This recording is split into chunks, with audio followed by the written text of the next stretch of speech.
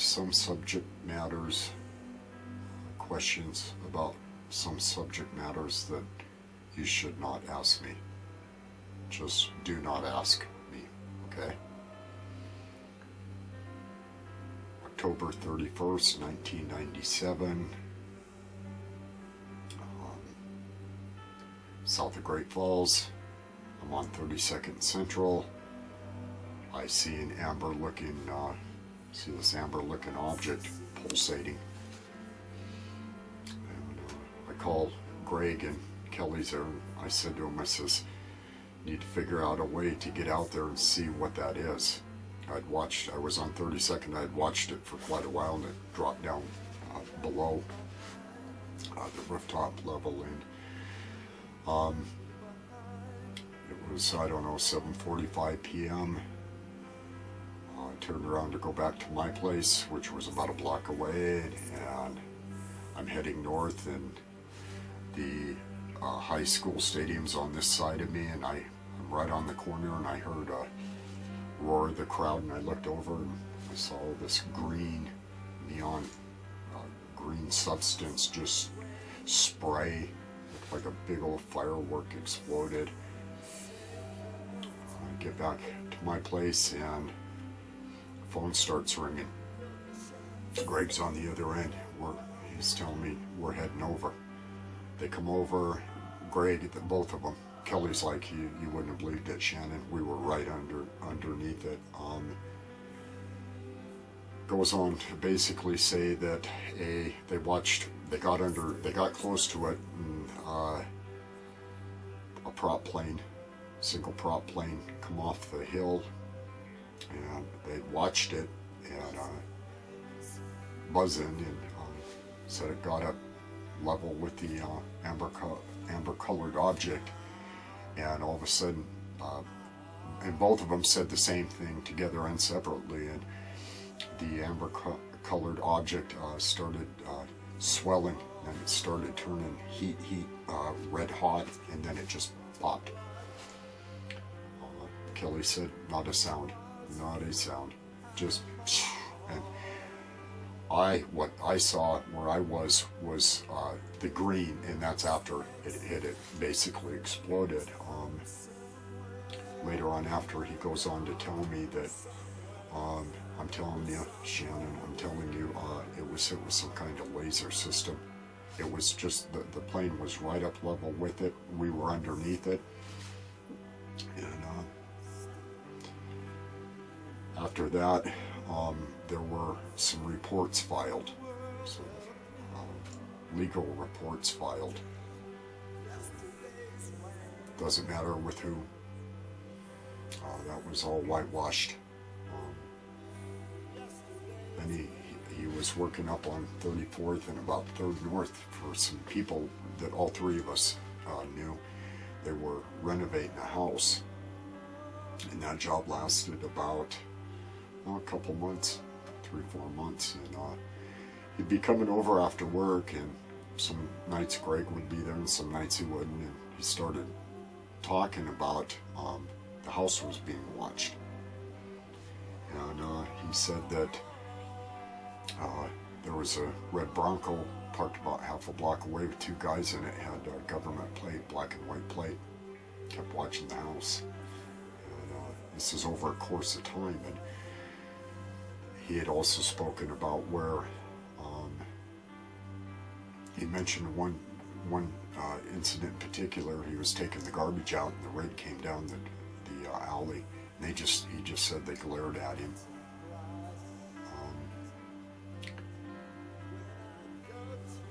Greg was fully aware, as I was, that there was something going on in a lot of different directions. June, his parents are getting, Kelly's parents, he lived with him, they're getting ready to go on vacation.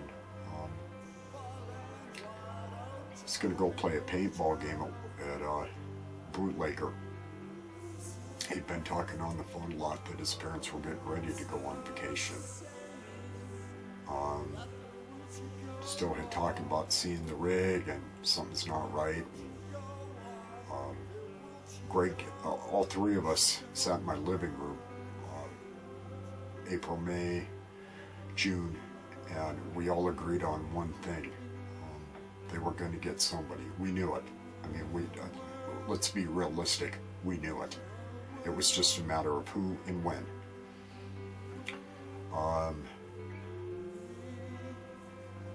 The paintball game from bootlegger was changed at the very last minute. And I remember asking him if I could go play the games, but some of his friends that he was going to play with didn't want me there. And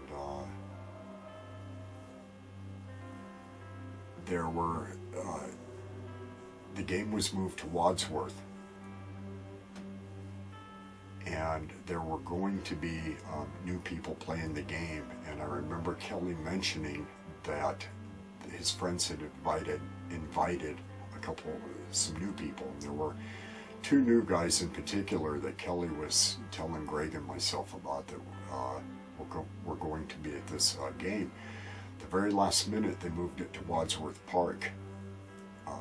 The day before the game, I remember telling Greg, we had him on the phone, I remember telling Greg, I was at Greg's place, telling him, you've got to talk him out of going, something's wrong, this is really dangerous.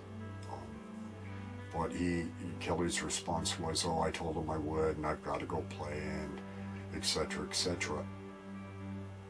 So we had these two new guys at this paintball game, which was rescheduled from Bootlegger, some private property on Bootlegger, to Wadsworth Park. Well, right next to Wadsworth Park is an open gun range.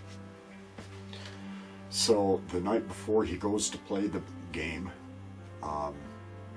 his parents left that day. He's in my living room, and we start talking about things. And I had already known at that time that the phones were being monitored. Most people don't realize in December of 2012 that all your forms of communication that you pay service for are all being eavesdropped on. So in other words, they're listening and monitoring everything. So that night he left, and I told him, I said, I really don't think he should go. Something's wrong. This is really, really suspicious. Next day he goes to the game. We don't hear back from him for 2-3 days. Looking for him. Nobody seems to know where he is. Can't find him. Monday morning, Greg and I are in the car, pick up the paper, and there's a body on a body in a body bag on a gurney. And, came out of Wadsworth Park, and Greg looked at me and he said, "That's Kelly." And we knew it. We knew it right then and there. His parents had been, I believe, in North Dakota to see one of his siblings, and they hadn't been gone very long, and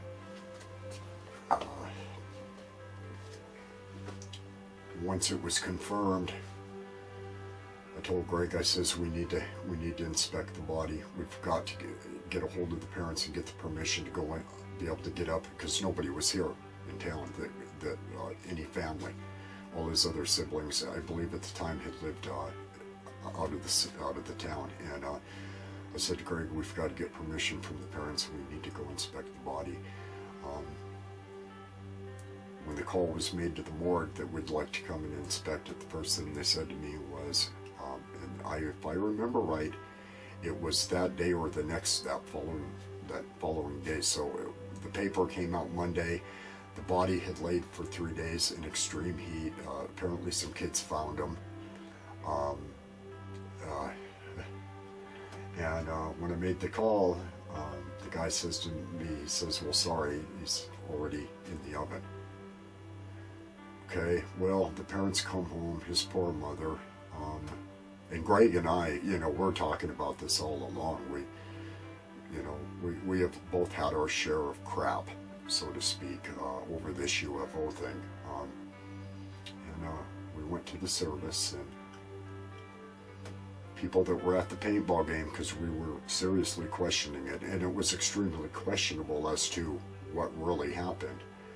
Conflicting stories, people that were there saying completely different than what the paper reported.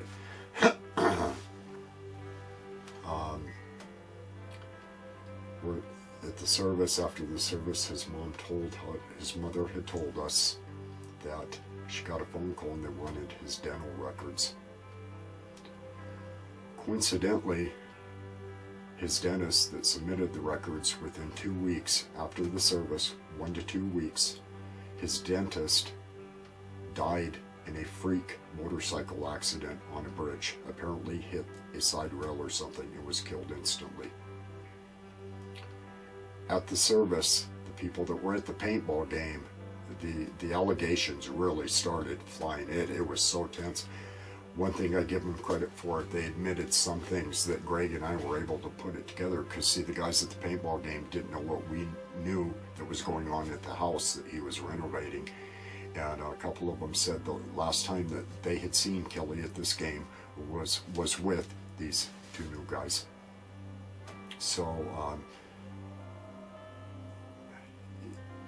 you can say whatever you want, doesn't matter. For 13 years after that, his mother cried every day. I was even told about 2 years ago that there are days she didn't want to get out of bed. They left everything in his room as is, because he lived with his parents, just parents and him.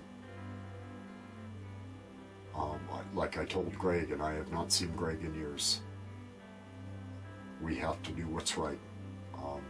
It is murder without due process of the law. It is basically controlled. It was a hit, no doubt about it.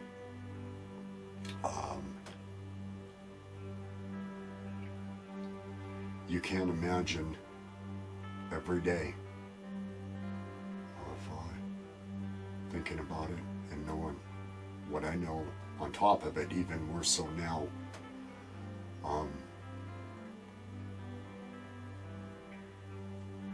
It is written that in the book that when I go to do to them what they rightfully have earned, do not look back and feel sorrow or pity for them, or I will strike you the same, says the Lord.